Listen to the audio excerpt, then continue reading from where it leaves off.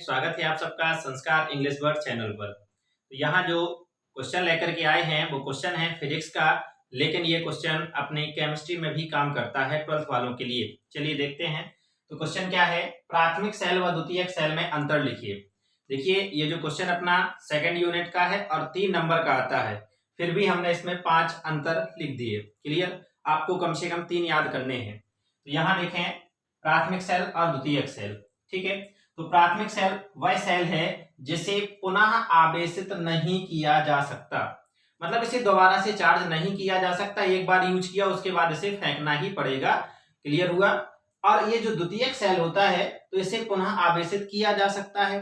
अब पुनः आवेशित किया जा सकता है मतलब जैसे हमारा मोबाइल है, मोबाइल की जो बैटरी होती है इसे हम यूज करते हैं और बार बार जैसे ही वो डिस्चार्ज हो जाती है तो पुनः क्या कर लेते हैं, चार्ज कर लेते हैं। क्लियर हुआ। तो जो मोबाइल की जो बैटरी है ये हमारा द्वितीयक सेल है, और जो घड़ियों में या टॉर्च वगैरह में जो सेल डले रहते हैं इन्हें एक बार यूज करने के बाद जब वो मतलब उनका क्या होता है, जो पदार्थ होता है वो जल जाता है, तो उसके बाद उन्हें दोबारा से यूज नहीं किया जाता है या काम ही नहीं करते, उन्हें फिर से नया सेल हमें क्या करना पड़ता है, डालना पड़ता है। क्लियर हुआ।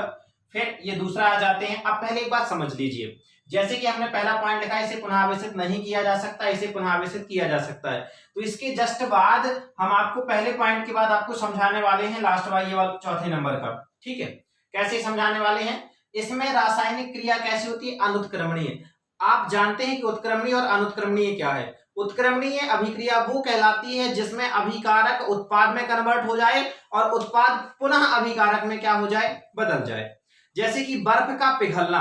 अब बर्फ जो है, बर्फ काहे में कन्वर्ट हो जाती है, पानी में, और पानी को पुनः बर्फ में बदला जा सकता है, तो ये कहलाती है उत्क्रमणीय।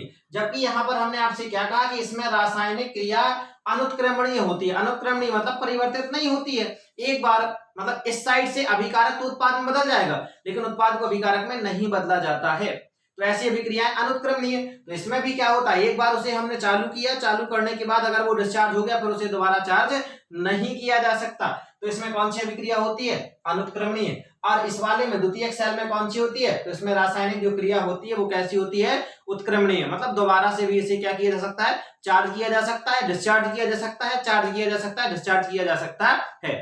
2 अंतर हो गए हैं। तीसरा अंतर देखिए, यह आकार में छोटा व हल्का होता है। हमारी घड़ी में जो सेल डला रहता है वो आकार में कैसा रहता है, छोटा रहता है।